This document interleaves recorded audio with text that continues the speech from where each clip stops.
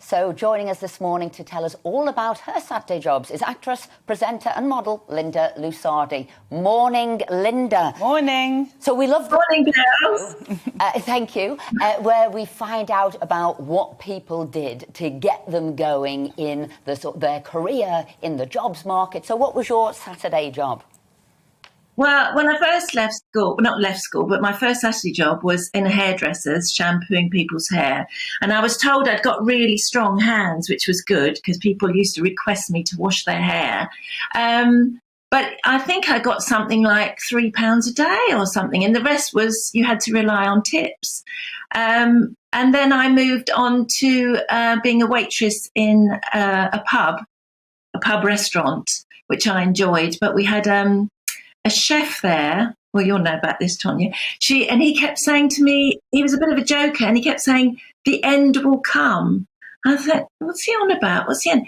And he ended up putting a pig's bottom in my handbag one day when I went home. I opened it up and I said, "Oh my goodness me." I said, "Mum, whatever's this? He's giving me a cut of meat." She went, "I think it's a pig's bum." And he thought it was hilarious. All in the cookery world. It's not some Some weird chef's mafia sort of statement. What did it mean? Yeah. Did you go back to work? Did you run away? Did you call the police? What did you do with the pig's bum? Well, I did go back and I said, "I don't really understand." He said, "Well, it was a joke." I said, "Oh, okay." But I worked there with my friend, and this was many, many years ago, and I won't say what pub, but he used to get a runny nose. And he always had dribble on the end of his nose.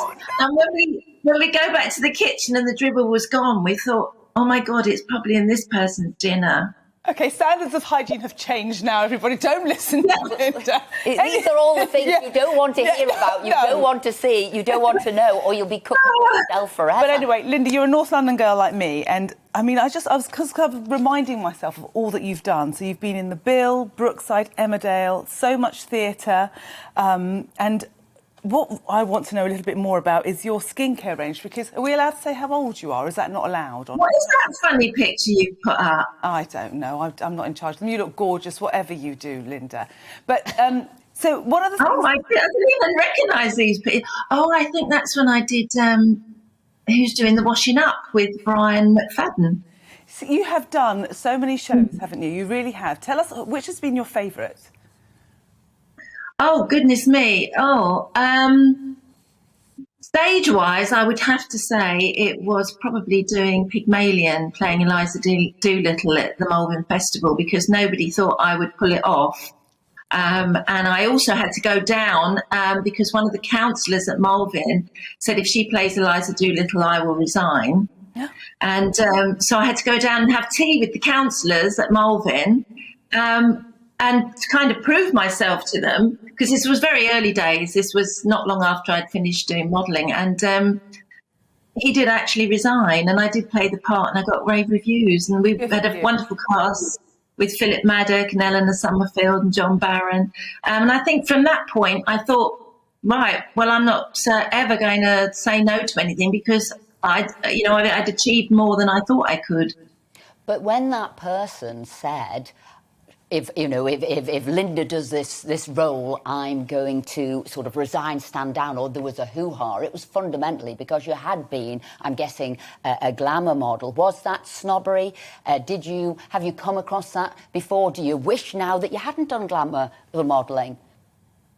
No, I've no regrets, because it's taken me to so many wonderful places, and I wouldn't be sat here now, I wouldn't be talking to you if I'd never done glamour modelling. I do think things have changed, and if I had my time again now, I might do things differently. But in the day, in the early 80s, I mean, I started in 1976. That's how old I am. But yeah, I did incur some prejudice along the way, and I was happy to break down those barriers. But yeah, no, I feel that it's only ever been an advantage, really, in the long run.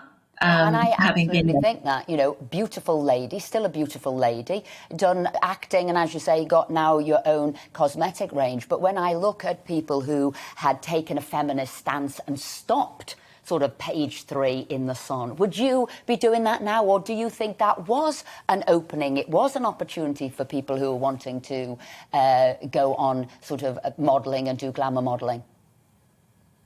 I'm not quite sure the question, but yeah, in my day it was. Not now. I really don't think it is. No, not at all. And obviously in the 80s, the sort of page 3 girls were the supermodels of the day. They were used for everything. Whereas it's reality stars now, or YouTubers, or it's a fashion change. That was fashionable at the time, but now it's a fashion change. And now, as you say, dancing on ice, or what is it? So many of the ones that you've done there. I'm a celebrity, get me out of here. Absolutely. But so I know that you're in Panto and you're with Lucy, your daughter, in Panto this year. Yeah. This was put off from last year. I'm probably. I think last Christmas was the only Christmas I had with the whole family at home, because I've done Panto for something like 35 years. But this Christmas at Whitley Bay in Snow White, Lucy's playing Snow White and I'm the Wicked Queen. So we're going to be spending Christmas together there, which would be lovely, because it can be quite a lonely time at Christmas if you're doing Panto away from home on your own. All right, you've got the rest of the cast, but you only get to know them a few weeks before you open. And then the family used to have to join me wherever I am. So it's nice to have Lucy with me. We have done the show together before, not this particular show, but we've done Wizard of Oz and different things together. So it's great fun. She's a fantastic singer, and we do enjoy working together. For me, Panto is Christmas. It is. I think it's fantastic, it's fun, and oh my goodness, don't we need it this Christmas? We probably all missed it last year, but I really do love a good Panto. Linda, so... Yeah, I'm so pleased it's back. I'm going to go back to that question that I asked, because this is what I'm interested in. So am I allowed to say how old you are? If you really have to, all right, Tanya. That you don't look your age, and there must be some secrets. I know that people watching want to know what your secret is, because you do look incredible. Oh, thank you. No, I don't. I mean, I've just been on holiday, so I'm very rested. I had a week in Spain, which was the first time I've been away for 2 years, which was fantastic. But I do this show with Debbie Arnold called Beauty Angels, and we look into all the things you can have done, all the things that celebrities are having done, what things you can do at home. So I've had a lot of non-invasive treatments, from old therapy to Profilo to I have had a little bit of fillers. We're taking notes, Linda. We're taking notes on what you've had done. Honestly, there is stuff out there that you just think, oh my goodness, I didn't know that was around. And that's why a lot of celebrities look so fantastic. They haven't gone under the knife, but they've just had all these little treatments and tweakments, they call it. And Beauty Angels exposes them all. So it's there for everybody to know.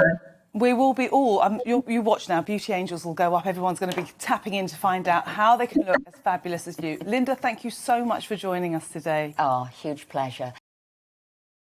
Welcome to the GB News YouTube channel. You can watch us live 24 hours a day, catch up on your favourite shows and join in the conversation in the comments below. Don't forget to subscribe and you'll never miss any of our exclusive content.